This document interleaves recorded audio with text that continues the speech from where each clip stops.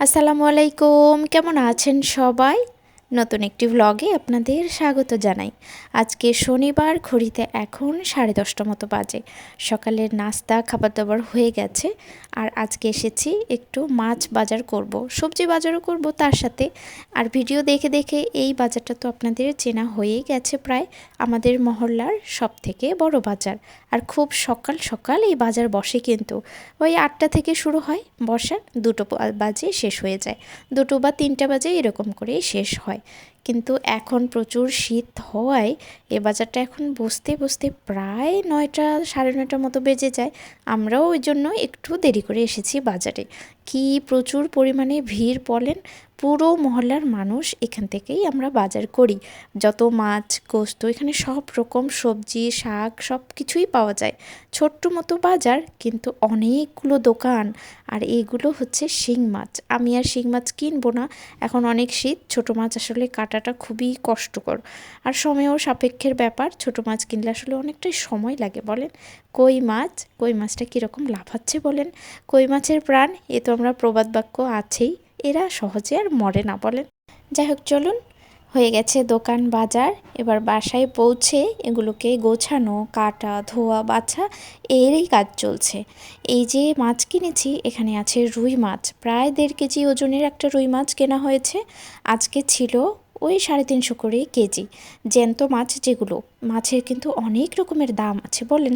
যে মাছগুলো একটু মরে গেছে সেগুলোর কিন্তু দাম আরও একটু কম। আর কেনা হয়েছে 1 কেজি পরিমাণের কই মাছ। এগুলো সব মিলিয়ে, আর শাক সবজি যেগুলো আছে, পুরো মাসে তো আর শাক সবজি একসাথে কিনে রাখা হয় না। আর এই মাছগুলো আজকে আমি নতুন পদ্ধতিতে রাখছি, নতুন না আসলে সবাই এভাবে রাখেন, কিন্তু আমি প্রথম রাখছি।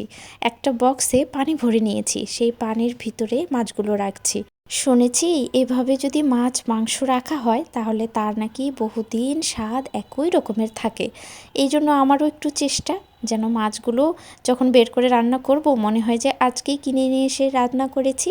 এই জন্যই এই পদ্ধতিটা অবলম্বন করা। চলুন এবার শাকসবজিগুলো একটু গুছিয়ে নিই। দাঁড়ান, এগুলো গোছাতে গোছাতে আপনাদের সাথে একটা কথা শেয়ার করি। আমি আজকে যখন গোস্তটা কিনতে যাই, গরুর গোস্ত, তখন উনি আমাকে দাম বলল 780 টাকা। কিন্তু আমি হাঁটতে হাঁটতে বাজার শেষ করার পরে সামনের এক দোকানে জিজ্ঞাসা করলাম, সেখানে কিন্তু আবার 750 টাকায়। আসলে বুঝলাম না উনি আমার কাছে টাকা বেশি রাখলো নাকি সব জায়গায় এভাবে দাম বেড়েছে। কিছু করার নেই বলেন, ওনারা যেভাবে যখন বিক্রি করে, আমরা যদি প্রশ্নও করি তাহলে তো আর কেনাই হয় না, কিন্তু যেভাবে বিক্রি করে সেভাবেই নিতে হয় আর কি। আমাদের মধ্যবিত্তদের অনেকটাই আমরা প্রবলেমে থাকি, হয়তো কিছু বলতেও পারি না, সহ্য করতেও পারি না। এইটুকু গোস্তর দাম প্রায় 450 টাকা। এখানে হাফ কেজির মতো আছে, হাফ কেজির থেকে হালকা একটু বেশি ছিল ওজনে, ওই 20 গ্রামের মতো।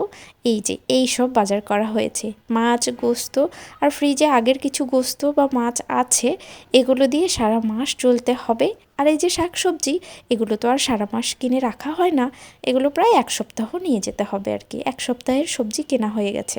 চলুন, গোছানো হয়ে গেছে সব কিছু। আজকে একটা মজার জিনিস আবদার করেছে আমার কাছে, যে শীত যখন এসেছে আজকে বানাবো কয়েকটা আলুর পরোটা। এমনিতে পরোটা খেতে তো ভীষণ মজা লাগে, কিন্তু আলুর পরোটার মজাটা একদমই অন্যরকম। আর শীতের সময় নতুন আলু দিয়ে আলুর পরোটা খাওয়াটা খুবই ভালো লাগে। সেই জন্য সব মশলা এখানে রেডি করে নিয়েছি। ওই পেঁয়াজ একটু ভেজে গুঁড়ো মশলা যে থাকে বাসায় সেগুলোই দিয়ে দিয়েছি, একটু হলুদ গুঁড়া, একটু মরিচ গুঁড়া, একটু ধনিয়া গুঁড়া, একটু জিরা গুঁড়া, সব দিয়ে ভেজে মশলাটা কষিয়ে সুন্দর মতো করে তারপরে আলুটা আগে সিদ্ধ করে রেখে সেটা ম্যাশ করে নিয়েছিলাম, সেটা এখানে দিয়ে দিয়েছি। আবার এখন এটা অল্প একটু ভাজতে হবে, একটু ভালো মতো করে যত ভাজবো আলুর পরোটার টেস্ট মজা ততই বেড়ে যাবে। আপনারা চাইলে এখানে একটু ধনেপাতাও দিতে পারেন, আমি আর ধনেপাতা দিলাম না, কারণ ধনেপাতা দিতে আমি ভুলে গেছি। আর আটার খমিরটা করেছি গমের আটা দিয়ে, গমের যে লাল গমটা থাকে সেই আটাটা পিষিয়ে নিয়ে আসা হয়েছিল, সেটাই করেছি আজকে। ডাবল রুটির আলুর পরোটা বানাবো, তাই একটা রুটি বেলে নিয়ে এখন আলুর পুরটা দিয়ে দিচ্ছি।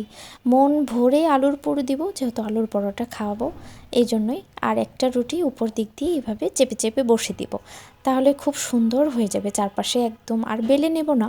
চলুন, হয়ে গেছে এটা, তাহলে বাকিগুলো ঝটফট একটু বেলে নেই, কারণ সময়ও অনেক কম আর খিদেটাও পেয়ে গেছে। সকালে সেই অল্প একটু হালকা নাস্তা করেছি, কারণ দুপুর গড়িয়ে এখন প্রায় ওই 2:30 মতো বাজতে চলেছে। বেলাও হয়ে গেছে সব রুটিগুলো, এখন শুধু ভেজে নেওয়ার পালা।